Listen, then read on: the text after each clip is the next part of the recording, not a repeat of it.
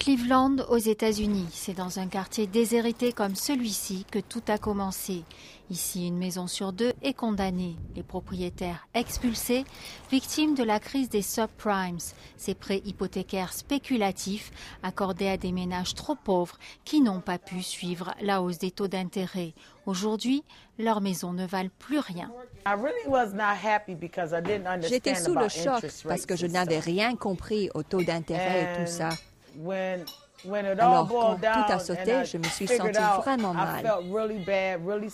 Joyce n'est pas la seule. Sa banque aussi va mal, tout comme des dizaines d'établissements aux États-Unis et en Europe. Des créances pourries, ils en ont beaucoup. La spéculation avait fait leur fortune, elle va en tuer certains. Le 15 septembre, Lehman Brothers, le fleuron des banques d'affaires américaines, s'effondre. En Europe, les victimes se multiplient, de Northern Rock à Dexia, sauvés de justesse par des gouvernements transformés en pompiers.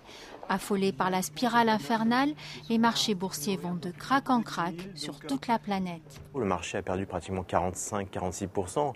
Alors, si on regarde un peu dans l'historique des marchés, même en 29, on n'avait pas connu une telle baisse. L'économie réelle ne va pas échapper au désastre. Le crédit se raréfie, les chefs d'entreprise perdent confiance et bientôt les premiers secteurs sont touchés. Les ventes de voitures reculent, de même que le transport aérien. L'OCDE prévoit 30 millions de chômeurs de plus en 2009 et George Bush est bien seul à afficher son optimisme.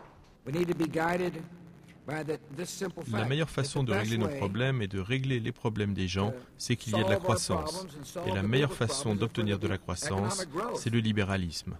Comment le monde va-t-il émerger de la crise? Comment les États vont-ils pouvoir vivre avec des centaines de milliards de dollars de dettes qu'ils ont contractées en jouant les pompiers? Nul ne le sait. En attendant, les millions de victimes, chômeurs, expulsés, apprennent à vivre avec la crise. Les uns avec des coupons d'alimentation, les autres en dormant dans leur voiture.